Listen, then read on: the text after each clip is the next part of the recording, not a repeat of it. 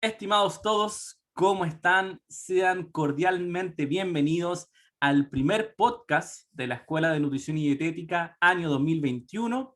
En esta oportunidad me dirijo a ustedes. Mi nombre es Camilo Burto, nutricionista y egresado de la Universidad Andrés Bello con mención en gestión y calidad.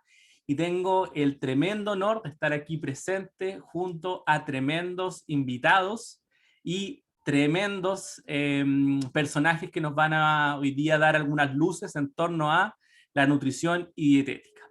Quiero partir este podcast número 1 del año 2021 presentando a la profesora Yorley Duarte. ¿Cómo le va, profesora Yorley?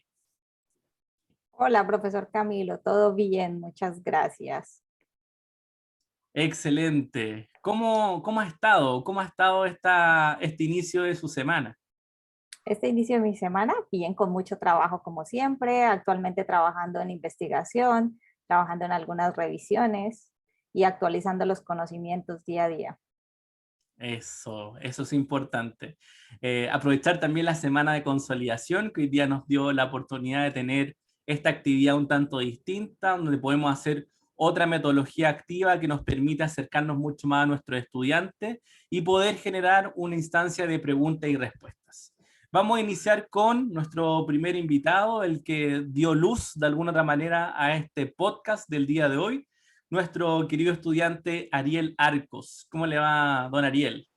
Hola profesor, muy bien, gracias. ¿Todo bien y usted? Todo excelente, muchas gracias. ¿Cómo ha estado su día? Bien, bien. Estamos empezando la semana, el receso, tratando de repasar un poco por las pruebas de la solemne y todo eso, pero todo bien. Perfecto, me imagino que emocionado por este primer podcast. Sí, sí. Igual como lo tenía como en mente hace rato que me gustaría hacer un podcast. Igual es como el primero y estoy un poco nervioso y todo eso, pero no, bien, todo bien. Excelente, muy bien. Nos acompaña también Avich Galdames. ¿Cómo está, estimada? Hola, profesor, muy bien, ¿usted? Todo bien, muchas gracias. ¿Cómo ha estado su día? Hoy bien corrido, estudiando un poco, pero vamos al día, estamos al día para la solemne, así que bien. Me alegro. Le decimos a nuestros auditores que en 7 días más nuestros estudiantes van a tener su segunda solemne, donde van a tener información muy compleja y, por qué no decirlo, alguna pregunta que se pueda generar en este podcast. Vamos a ver si es que sale algo interesante. Y también nos acompaña Alonso Malebrán. ¿Cómo le va, estimado Alonso? Bien, sí, un poco nervioso, sí, no se lo voy a negar. Y igual emocionado, no sabía que iba a pasar esto. ¿Y usted, cómo le va? Todo bien, muchas Cuénteme. gracias. También muy emocionado de este primer podcast. La idea es que podamos fluir, la idea es que también nos podamos conocer en otra mirada, quizá un tanto más personal, conocer algunas motivaciones y algunas dudas que siempre se puedan estar generando en la mesa, en la conversación con los amigos, en la conversación con los familiares. Y eso yo creo que es lo interesante de la nutrición, el hecho que a través de la nutrición basada en la evidencia o el conocimiento científico, nosotros podemos impactar como profesores en nuestros estudiantes para que posteriormente nuestros estudiantes puedan impactar en la comunidad. Qué interesante sería hoy día erradicar muchos mitos relacionados con la nutrición para que en este mismo escenario de podcast nuestros públicos, nuestra audiencia pudiera también escuchar y desmitificar muchos podcasts relacionados con la nutrición y educarse de mejor manera. Ese sería el objetivo de esta interesante actividad.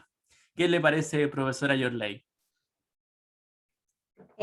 Todo perfecto, profesor Camilo. De hecho, toda contribución que se haga a los estudiantes para que tengan un conocimiento más amplio y más certero de la naturaleza, de los alimentos, de omitir, evitar algunos mitos, todo esto les va a servir tanto a ellos como a nosotros y a la comunidad científica que logre visualizar estos videos y que esté inmersa en este tipo de información. Totalmente. Y me imagino que usted también como colombiana puede también traernos muchos mitos que se puedan generar en su país Claro que y en sí, nuestro país claro que también sí. puedan ser similares. Claro que sí, de hecho, mitos en nuestro país a raíz de la alimentación se manejan muchísimos, algunos que totalmente descabellados y otros que sí, pues en parte tienen cierta verdad. aquellos relacionados, no sé, con el uso de algunos productos que se consideran antimicrobianos, que puede que sí tengan ciertas propiedades y demás, y ya relacionados con la nutrición, pues dependiendo del tipo de nutriente y el tipo de estudio que se haga para confirmar que estos alimentos efectivamente tienen ciertos nutrientes o macro y micro que eventualmente puedan ejercer un beneficio para la salud humana. Exactamente, yo creo que hoy día va a ser el primer capítulo de muchos que podamos tener para ir erradicando los mitos relacionados con la nutrición, que vaya que hay diversa cantidad. Queremos presentarnos también hoy día. Me gustaría que Ariel pueda decir cuántos años tienes y también que nos pudiera comentar por qué quiso estudiar nutrición. Bueno, mi nombre es Ariel Arcos, tengo 18 años. Mi primer año en la universidad y muchas de mis motivaciones al principio eran por la parte deportiva. Como que mi visión al entrar fue me voy a especializar en lo deportivo, en todo eso, pero entrando a la universidad y a la carrera me di cuenta que no es solo nutrición como consulta ni deportivo, sino que hay un montón y infinitas formas de especializarse. Por ejemplo, yo no sabía que estaba la nutrición por la psicología, que se basa mucho por la ansiedad, por los trastornos depresivos, que también me interesa demasiado. Y lo otro, más que fueron por temas personales de cambios de conducta en una parte de mi vida que me hicieron cambiar mucho y madurar como persona con esos cambios de hábitos. Y que la alimentación es súper importante, de que te puede prevenir de enfermedades, que eso también es algo que me atrae demasiado. Yo eso más que nada. Interesante, interesante motivación porque de alguna otra manera quiso estudiar nutrición por temas personales, pero después se vio dando cuenta que con las decisiones podría también impactar en los familiares, en la comunidad, y eso claramente que es muy, muy destacado. Avich, usted tiene una historia bien particular y relacionado también con la nutrición. Me gustaría que también nos pudiera comentar cuál fue la principal motivación a estudiar nutrición. Y bueno, principalmente profesionalizarme para no pasar esa línea que nunca nadie tiene que traspasar hacia, por ejemplo, los nutricionistas. Yo trabajo con el método Baby Led Winning desde recetas. Yo tengo un libro de recetas, pero lo trabajé en conjunto con una nutricionista justamente por lo mismo. Entonces dije, bueno, si tanto me gusta esto, si tanto me apasiona, si quiero seguir aprendiendo, no basta solo con cursos, quiero hacerlo de lleno y me decidí. Lo pensé todo el año pasado, hasta que mandé los papeles a la universidad y ya entré. Obviamente fue una decisión muy pensada porque era un cambio completamente de carrera. Yo sigo actuando, yo soy actriz de profesión, pero esto es el área de la salud. Es otra cosa, es diferente, algo a lo que nunca me había dedicado profesionalmente. Entonces dije, no, sí, sí quiero y entré. Y yo creo que principalmente este cambio tiene que ver con mi hija, porque yo fui mamá. Y cuando uno es mamá o papá, uno se da cuenta de otras cosas en la vida y empieza a tener también otros gustos. Y me di cuenta también como de esa carencia que hay o ese poca información que no, yo creo que hay mucha información, pero también hay mucha información errada sobre la alimentación en los infantes, por ejemplo, o sobre la alimentación en la gestación o posgestación, en el posparto. Entonces me gusta mucho todo eso, pero así como Ariel decía, en este tiempo que llevamos estudiando, uno también se va abriendo a otras cosas. Y por ejemplo, me llama mucho empezar a informarme sobre la nutrición oncológica. Pero lo tengo ahí, es como, me está haciendo como destellitos, pero no he adentrado todavía en el tema. Y uno Excelente. se va descubriendo. Totalmente, y te van a tener 5 años o incluso más para poder ir revisando en qué cosas ustedes les van haciendo buenos también, van generando motivación, van encontrando nuevos caminos, van descubriendo también distintos personajes que los van a ir invitando e induciendo también a incorporarse en cada una de las disciplinas. Y me gustaría también saber la opinión de Alonso. Alonso, ¿cuál fue su principal motivación para también estudiar esta hermosa carrera? Eh, Podría decir que fue ayudar a las personas, porque cuando yo iba como en tercero medio era muy gordito y así, tenía una muy mala alimentación, malos hábitos, todo malo. Y no sé, en un momento u otro decidí cambiar esto y fui empezando aprendiendo de forma autodidacta lo que distintas áreas de la nutrición y cositas así. Y iba aplicando lo que aprendía en mí. Y así fui cambiando mi hábito, fui volviéndome más saludable y así, haciendo un cambio de actitud y todo. Y dije, yo antes era una persona muy pesimista, apática y todo lo demás. Siempre la pasaba así como deprimido. Y yo dije, ya, si esto, la nutrición hizo esto conmigo, si el conocimiento que yo adquirí hizo esto conmigo, podría ayudar a otras personas y a que se sientan mejor y así. Y por eso decidí estudiarlo, para ayudar a las demás personas que pueda. Aportar mi pequeño granito de arena para que ayudar al resto.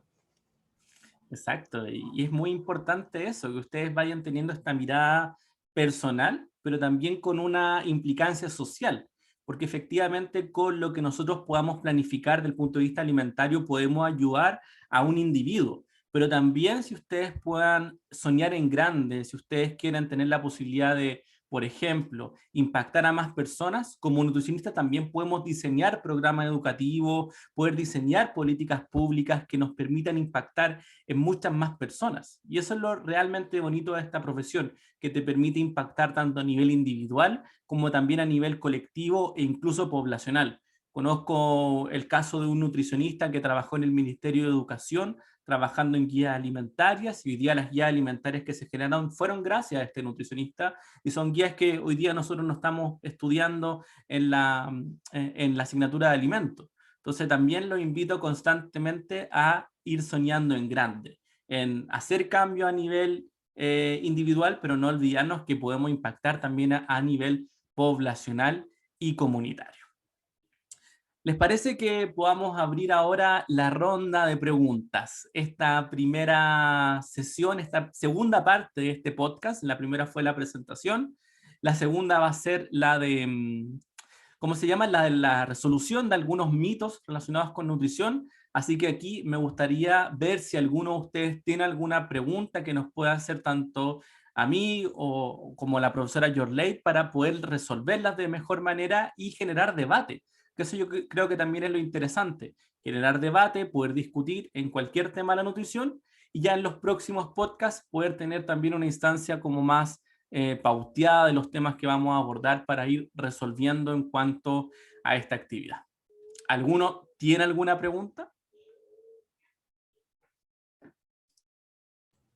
Creo que yo tengo una pregunta, que al menos siempre me pasa que yo cuando estoy como hablando con amigos, con mi familia, lo que sea, y yo digo, no, si yo estudio nutrición, siempre me hacen la misma pregunta de que, ay, es verdad esto de que cuando uno come fruta después de cierta hora es como más propenso a engordar, y es como que nunca sé qué responder, pero no creo que sea algo real. Es una súper buena pregunta. Yo pensé que me iba a decir cuando mis amigos me preguntan si estudio nutrición, era un bullying que me hacían a mí y mis compañeros de curso y decían, oye, ¿no te alcanzó el puntaje para una carrera de hombres? Y yo decía, pero si es una carrera de hombres, el desactualizado eres tú. Y hoy en día vemos como más estudiantes de sexo masculino se incorporan también a la carrera, lo cual es algo muy positivo. Históricamente, de 100 estudiantes, uno o dos eran de género masculino. Hoy día, afortunadamente, ese número ha cambiado, han sido 10% aproximadamente, y hoy día con esta generación somos casi el 20%, lo cual es algo muy bueno desde la mirada de género, porque también nosotros podemos participar en esta área que originalmente fue solamente pensada en el área de la parte más femenina, de la nutrición orientada a los alimentos, a la higiene, pero hoy en día también se ha diversificado un poco la oferta y la demanda, que es lo interesante también con las carreras, que podamos observar un poco más una mirada igualitaria en todo aspecto y en ese sentido también es fundamental. Pero efectivamente uno de los mitos más importantes, yo diría que el origen de esto fue cuando Jordi Castell, me imagino que lo conocen, un destacado presentador de televisión chilena, comentó de que él bajó de peso y su principal secreto era no comer frutas después de las 6 de la tarde.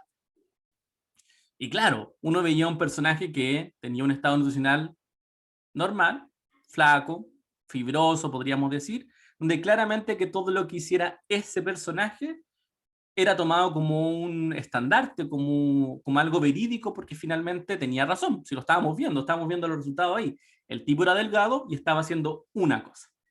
Y efectivamente tiende a ser un mito muy fácil de desmitificar, porque para generar la relación entre ingesta alimentaria y gasto energético, la teoría nos dice que es simplemente una operación matemática. Si yo como mucho y mi gasto es poco, lo más probable es que mi ganancia de peso sea mayor. Si yo gasto mucho y mi ingesta es poca, lo más probable es que genere un déficit calórico y genere una disminución de peso. Eso es matemática, ¿cierto? Si mi requerimiento son 2.000 calorías y yo estoy consumiendo 1.500, es muy probable que baje de peso. Y si mi requerimiento es de 2.000 y consumo 3.000, es muy probable que aumente de peso. Entonces, efectivamente, tiene que ver con una relación matemática. Pero esa relación matemática no simplemente se relaciona con todo lo que yo como, tiene una relación directa con finalmente este balance energético, sino que también tiene que ver con otras características, disponibilidad de alimentos, preferencias, gustos, estados anímicos, todas las características que vimos en clases que nos hacía adentrarnos a observar de que la alimentación no es solamente algo que yo me llevo a la boca, sino que pasan muchas cosas en ese proceso. Y efectivamente, la mejor manera de derrocar ese mito tiene que ver con la pregunta del millón: ¿cuántas calorías tiene una manzana? 65, ¿cierto? Ya lo saben, espero que lo sepan, ¿cierto? 65, y ese mismo aporte calórico de esa manzana va a ser igual a las 3 de la tarde, a las 6 de la tarde, a las 9 de la noche, etc. Yo creo que, por así decirlo, una justificación podría ser es que efectivamente debiésemos privilegiar alimentos con mayor contenido proteico y menor cantidad de fructosa, y en ese sentido una alimentación variada nos podría ayudar a tener una alimentación diversa. Efectivamente, si yo me como un puñado de dátiles en la noche como cena, probablemente que aumente mi glicemia en sangre, y eso claramente que puede ser perjudicial, pero si es que tengo una alimentación saludable durante el día, eso no debiese afectar mayoritariamente. Entonces yo diría que primer mito, desechado, erradicado, porque no tiene mayor sustento científico. Profesor, y lo otro también tiene que ver con la quietud que tú tienes a la hora de descanso. Cuando tu organismo está totalmente inmóvil, está descansando, obviamente la producción de insulina tiene que ser inferior. Si tú consumes mayor cantidad de azúcar en la noche, pues va a obligar a tu organismo a trabajar un poco más. Entonces, no es tal como menciona el profesor Camilo, la distribución calórica en el día es la correcta, pero siempre, bueno, igual los nutricionistas y todos los del área de la salud recomiendan quizá restringir un poco el consumo de de comidas demasiado calóricas en la noche, por eso mismo, por el tiempo de descanso, por la producción de insulina, porque tu organismo al estar en ese estado de reposo, pues la producción de insulina que va a generar es inferior y lo estás obligando. Entonces es una de quizá de las estrategias que se utilizan y evitar el consumo de comidas muy calóricas pues después de las 6 de la tarde y demás. Perfecto, súper importante. Yo diría que los estudiantes después van a empezar con el tema de analizar los índices glicémicos, por ejemplo, las curvas de glicemia, las liberaciones de insulina, que nos van a dejar como producto la resistencia a la insulina y posteriormente favorecer a generar una diabetes mal compensada. Vamos con el siguiente mito. ¿Alguno se anima? Yo, profe. Vamos, Ariel. El mito que todos dicen para bajar de peso: tengo que dejar el pan, tengo que dejar los fideos, tengo que dejar el arroz. ¿Qué tan cierto es? Es una súper buena pregunta que habla un poco sobre las dietas de moda. A lo largo de nuestra historia, yo diría que principalmente a partir de la década de los 20, 30 y explotó finalmente en los 60, existió un boom de las dietas de moda, un boom de dietas para bajar de peso. Y esas dietas pueden estar definidas principalmente por un aumento en la ingesta de proteínas. Ahí teníamos la dieta Atkins, mucha proteína, Después estaba la dieta cetogénica, también mal llamada dieta de Gress, que finalmente lo que hacía era limitar a un 5% la ingesta de carbohidratos y privilegiar proteínas y grasa. Después empezamos a ver dietas de personajes específicos. La dieta de Novak Djokovic, que era una dieta libre de gluten. Después vimos la dieta de Adele, que era una dieta muy, muy restrictiva. Y finalmente, todas estas dietas se basan en algo muy, muy fácil, que es una restricción calórica. Si nosotros vemos todas las dietas que se presentan actualmente, lo único que te ofrecen finalmente es una disminución de la ingesta sobre tu gasto energético o tu requerimiento energético. Entonces, cuando se somete al organismo a un estado de estrés tan grande como es privarlo de carbohidratos, que es uno de unas fuentes energéticas más importantes que tiene el ser humano, lo que hace es ponerlo en un proceso de estrés, generar una baja de peso, porque efectivamente es un proceso de estrés, pero esa baja de peso es mayoritariamente agua. Entonces lo que bajamos es peso, pero lo que finalmente no se genera como efecto beneficioso termina siendo que la baja de peso es mayoritariamente agua y no un cambio en la composición corporal. Nosotros lo que buscamos finalmente como último fin es que nuestro paciente pueda modificar su composición corporal, pueda disminuir la ingesta de grasa a nivel corporal y que pueda aumentar las reservas musculares, porque eso tiene evidencia científica con que podría mejorar muchos procesos, desde la mejora en la etapa de la vejez hasta la prevalencia de ciertas enfermedades crónicas no transmisibles. Entonces volvemos al punto de partida. Finalmente todo termina siendo en una relación entre la ingesta y el gasto energético. Si yo tengo una ingesta baja en relación a mi requerimiento, es muy probable que disminuya de peso. Lo importante es que ese estilo de vida pueda ser sostenido en el tiempo.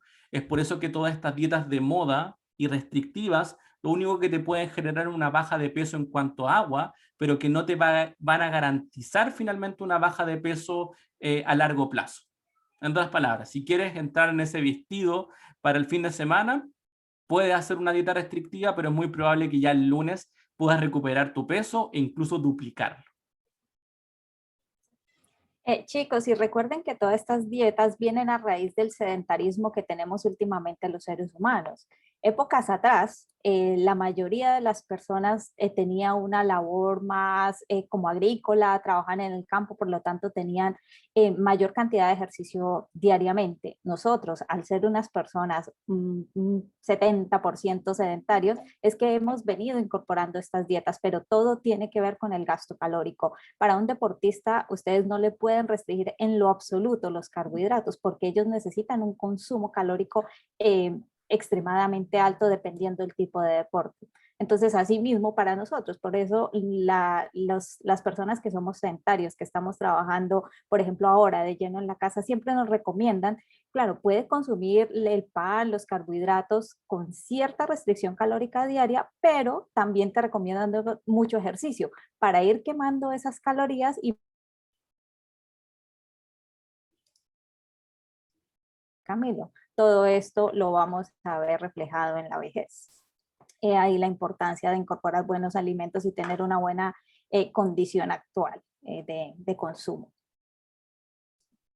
Súper de acuerdo. Y lo más importante es que si usted quiere modificar su composición corporal, no necesariamente bajar de peso, la recomendación es siempre acudir a un nutricionista.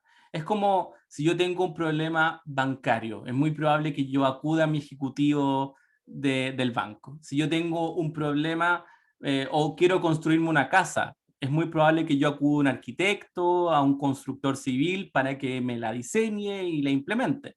Entonces, con nutrición creo que pasa algo todo lo contrario. Cuando uno quiere bajar de peso, lo primero que acude es al amigo, al familiar, a la tía, a cualquier conocido que bajó de peso y que ya lo convierte casi en un experto, un gurú de la nutrición, con millones de doctorados, pero básicamente es una propia experiencia.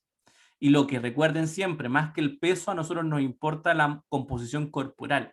Y eso realmente tiene mayor relación con la salud de las personas. Interesante mito, muy interesante. Profe, y esos cambios de pesos tan rápidos y no tan paulatinos, al final siempre traen un efecto rebote, la mayoría de las veces. Exactamente, y la mayoría de ese peso que se genera y se registra tiene que ver con agua. Es súper interesante cuando hay estudios que toman estas dietas muy privadas de calorías, desde dietas que son a veces hasta descabelladas, como ponerse, por ejemplo, una cinta en la lengua para consumir solamente papillas, o tomar de estas cápsulas milagrosas. Ustedes me imagino que deben conocer más cosas descabelladas. ¿Conocen alguna? Lo que me llama la atención es, o sea, no se basa tanto en la alimentación, pero es por un efecto que no se por mala alimentación que la gente acude mucho a las fajas, Sí, a las fajas reductoras. Y la otra vez viendo un podcast, mostraron cómo quedaban los órganos de las personas al ocupar mucho tiempo la faja y al final era súper feo lo que se están haciendo. Puede sentir mucho daño. absolutamente. Eso es efectivo. El tratamiento de baja de peso a través de la faja es muy, muy complejo porque efectivamente genera una presión sobre los órganos vitales de nuestro organismo, incluso a nivel intestinal, que es donde se ha demostrado mayor cantidad de paper, cómo la presión que ejerce la faja sobre el intestino podría llegar a generar rompimientos a nivel intestinal, generando situaciones muy complejas hasta desencadenar, ¿por qué no?, hasta un síndrome de intestino corto. Entonces, efectivamente, estos tratamientos que son muy invasivos, muy complejos, tienden a ser muy perjudiciales a largo plazo. Ya me acordé, había uno muy recordado que uno se ponía como una especie de parche. No sé si alguna vez lo vieron, como un slim patch. No sé si lo recuerdan ya. Esto es slim patch, que era como una especie de parche curita que uno tenía que ponerse en la zona abdominal y simplemente por arte de magia, ese parche traspasaba elementos bioactivos que lograban disminuir y quemar tu grasa corporal de manera localizada, pero también a nivel general, no. Lo que uno veía en ese tipo de planes o recomendaciones era que ya, te pones el parche, pero nadie te decía que lo tenías que acompañar de una dieta de 700 calorías. Nadie te lo decía. O lo mismo estos síropes de agave, como estas casi como miel de abeja que uno tenía que tomárselo, pero nadie te decía que por 3 días tú tenías que tomar solamente ese sirope de agave. Entonces, insisto, hay mucho mito porque también hay mucha plata de por medio. Y ese es el negocio fraudulento de este vil negocio de la nutrición cuando no está bien asesorado. Profesor.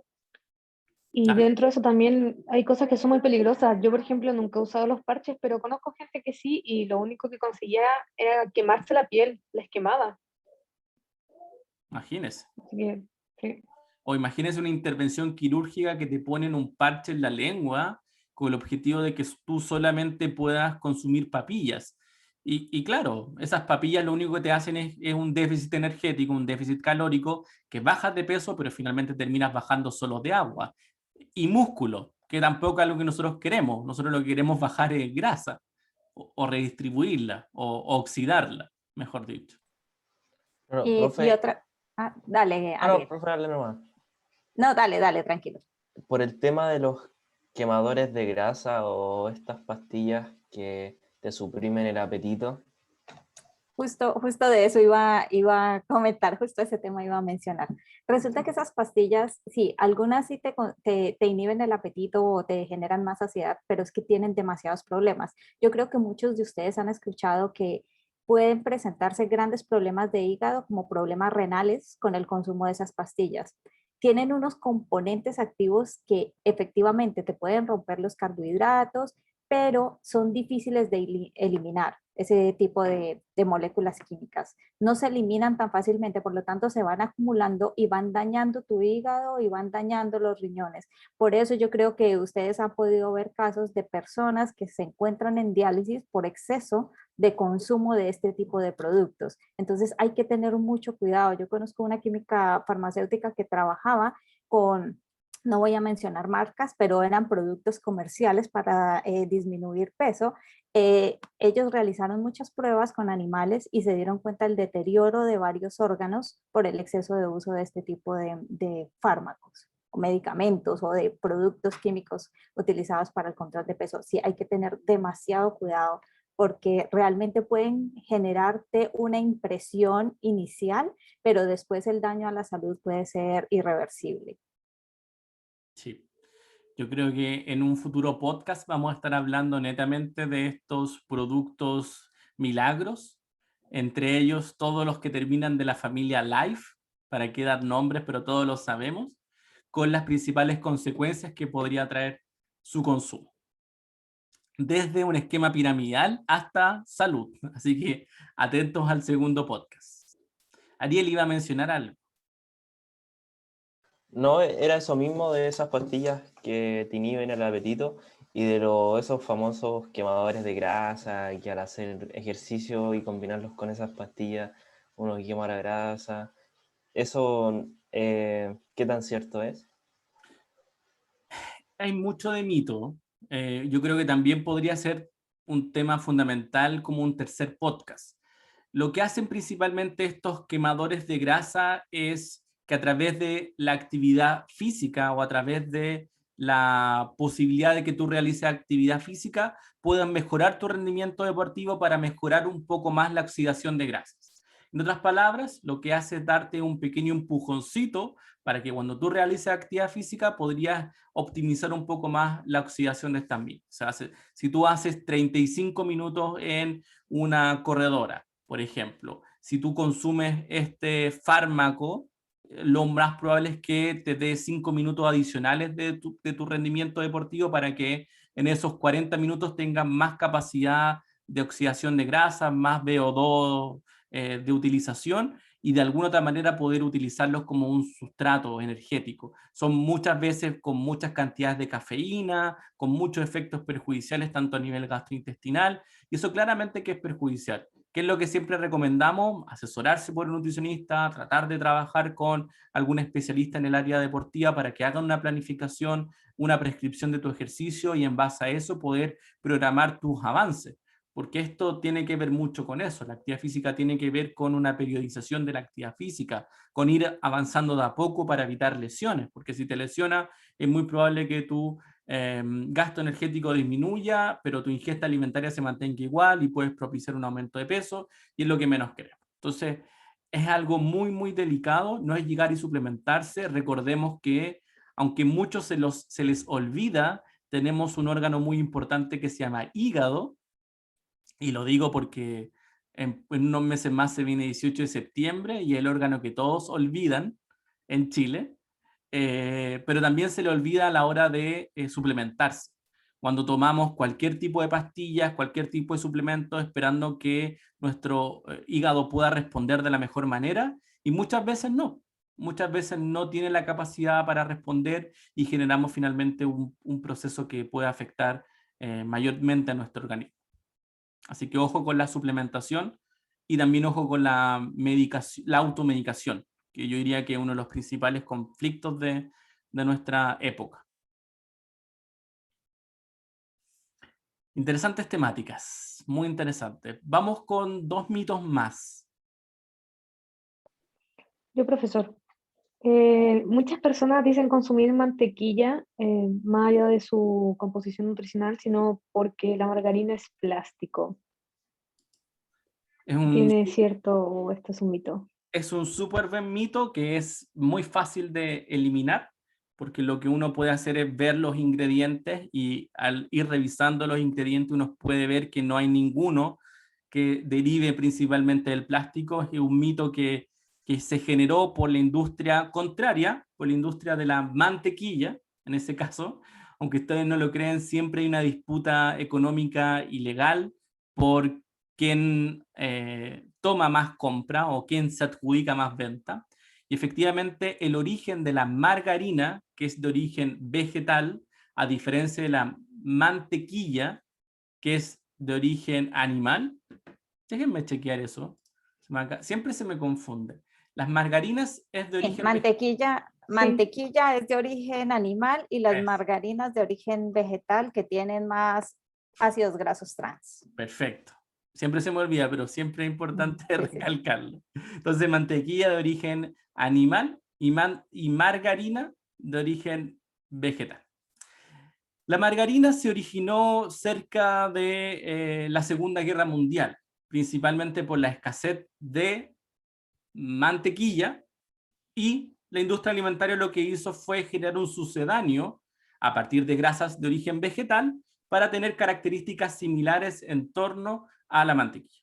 Entonces se generó este sucedáneo, le empezó a ir bastante mejor porque era mucho más barato sacar el producto de origen vegetal que de origen animal y finalmente tener características organolépticas bastante similares.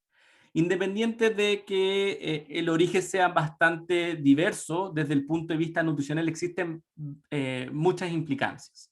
Siempre se recomendaría entre una margarina y una mantequilla, ninguna de las dos. Es lo que le digo a mis pacientes, o lo que le decía a mis pacientes. Oye, ¿qué puedo comer? ¿Mantequilla o margarina? Prefiero que ninguna de las dos. Prefiero que pueda incorporar aceites de oliva, que pueda incorporar algún tipo de otro producto graso como la palta, por ejemplo, que pueda ir privilegiando agregarle otros aditivos a tu pan, más que privilegiar un producto que no sea muy recomendado. Bajo esa premisa, si tú igual quieres consumir mantequilla o margarina, te recomendaría que ambos fueran libres de colesterol. En ese sentido, la margarina no tiene colesterol porque es de origen vegetal, pero hay algunos que se le agregan ciertas cantidades de leche. Perfecto, que ojalá sean libres de grasas trans, que es una de las grasas más perjudiciales a nivel, a nivel alimentario. Y por otro lado, tratar de privilegiar aquella que tenga omega 3 dentro de su composición y que la que tenga menor contenido de sal. Si tú encuentras esa utopía, si tú encuentras ese producto, te recomendaría que lo hagas de vez en cuando. Entonces, es casi como una búsqueda del tesoro, que es muy caro, pero finalmente en tu casa, en tu cocina tienes una alternativa mucho más fácil que el aceite de oliva, que te puede generar algo mucho más enriquecedor del punto de vista nutricional y también del punto de vista organoléptico. Entonces, esa sería mi recomendación. Y recuerda, Avish, también como para tu amiga, que los aceites vegetales o el aceite de oliva son líquidos. Son líquidos precisamente porque tienen grados de insaturación en las cadenas carbonadas de los ácidos grasos, mientras que las margarinas, todos los sólidos no tienen esas insaturaciones. Por eso mismo se hacen sólidos. Entonces, se facilita más la peroxidación y más la formación de radicales libres con este tipo de ácidos grasos. Entonces, por eso siempre es mejor los vegetales. O sea, los líquidos. Exacto. Vamos con el último mito del día. Ya Alonso dijo uno, Avich dijo otro, Ariel dijo ¿Profe? otro. Sí, nos hablan desde el más allá. ¿Y qué pasa con la mantequilla aquí? Que es como cuando hierven la mantequilla. Sí. La mantequilla aquí, bueno, primero nos hablaba del más allá Catalina. ¿Catalina era? Sí. Catalina Sánchez. Catalina Sánchez hablaba de un producto que es bastante nuevo para la población occidental, pero que es un producto muy, muy antiguo para la población oriental. El ghee, para aquellos que no lo conocen, es una especie de mantequilla clarificada. Originario claramente desde India y Pakistán, es muy empleado en este tipo de alimentación, es en base a leche de búfala y también en algunos países ya se obtiene a través de la leche de vaca. Entonces lo que utilizan finalmente es el producto que se genera por la cocción de este producto, eliminando de alguna otra manera aquellos efectos perjudiciales que podría tener este tipo de mantequillas, y al momento de evaporarla, lo que uno podría quedarse es con finalmente un producto de mejor calidad. Algunas investigaciones plantean que podría ser interesante desde la mirada organoléptica, o sea, tiene un sabor un poquito más rico en comparación a uno tradicional, pero todavía no hay una recomendación si es que es una alimentación, o sea, si es un producto saludable. No se han descrito beneficios nutricionales en los estudios que se han generado, pero sí del punto de vista organoléptico puede ser una buena alternativa. Pero ojo, recuerden siempre que todos estos alimentos que son ricos en grasas, lo que hace también, o lo que te va a generar finalmente es un aumento en tu ingesta alimentaria. O sea, le estás agregando más calorías como a tu día a día, y eso a la larga puede traer complicaciones desde el punto de vista del manejo del peso corporal. Recuerden que también la OMS recomienda que tengamos un máximo del 10% del total de calorías provenga de este tipo de grasas. Recordemos que nuestro valor calórico total de las grasas es de un 30, un 35%, y eso claramente de que cuando consumimos muchas grasas de origen vegetal, principalmente de omega 6, en relación a los omega 3 se genera un desbalance que favorece los procesos proinflamatorios más que los antiinflamatorios, que es lo que nosotros queremos buscar con el omega 3. Entonces, no es una recomendación que yo diría, vamos ahora a consumir ghee. No, yo trabajaría un poquito más en aumentar tu ingesta de ácido graso omega 3 para favorecer ahí procesos antiinflamatorios, mejoramiento del rendimiento cognitivo, disminución de algunas enfermedades que tienen que ver con elementos proinflamatorios, más que estar buscando alternativas que lo único que hacen es aumentar mi ingesta de ácido graso omega 6 y favorecer un proceso proinflamatorio. Tan buenos los mitos, tan interesantes. Probablemente saquemos alguno para la prueba, así que yo los invito a ver este capítulo nuevamente, a escucharlo. Va a estar disponible en nuestras plataformas de YouTube, que ya les voy a entregar el link, y próximamente va a estar disponible en Spotify, también una cuenta que se las voy a compartir. Yo creo que podemos ir llegando al fin de este primer podcast. ¿Qué le parece a Ariel, Alonso, Avicii, profesora Yorley? Súper bueno, súper bueno.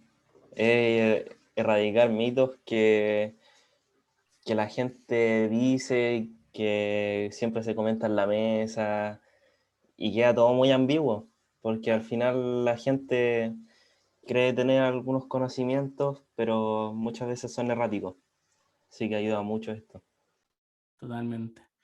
Totalmente de acuerdo con Ariel. Y yo creo que es poner al servicio de la comunidad los conocimientos que cada uno de nosotros puede traer sobre la mesa. A Ariel le gusta mucho el tema deportivo, a Avich le gusta mucho el tema pediátrico, y por qué no pensar en un futuro podcast, traer un tema que ustedes puedan resolverlo también como estudiantes, poner preguntas que pueden ayudarnos a describir un poco esos mitos y abrir un poco el escenario para que el resto de los compañeros que está aquí conectados, tanto Tamara, María Ignacia, Damián, Constanza, Catalina, puedan también participar de los futuros encuentros.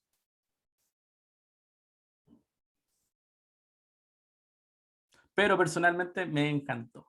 Muy, muy interesante. Sobre todo un espacio para poder compartir y debatir con una gran profesora como la profesora Yorley, y con grandes estudiantes también que hoy día se animaron a aprender su cámara y participar de este primer podcast del año 2021.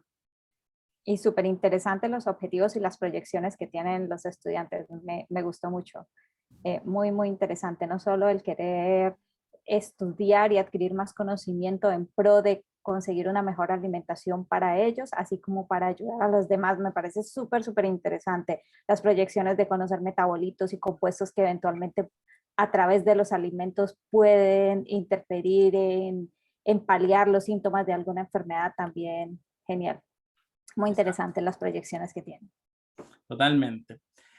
En base a eso, vamos terminando este primer capítulo del podcast junto a Ariel, junto a Avid, junto a Yorley. También se nos escapó aquí un estudiante que estaba conectado, parece que se cayó, pero bueno, también le damos mucho agradecimiento a todos los que han estado conectados el día de hoy, Tamara, María Ignacia, Damián, Constanza, Catalina, para poder participar y vincularse a este primer podcast.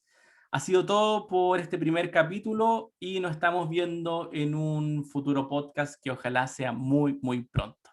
Un gran abrazo y que estén muy, pero muy bien. Chao. Que estés muy bien. Chao. Chao, Chao, profe. profe. Gracias. Chao.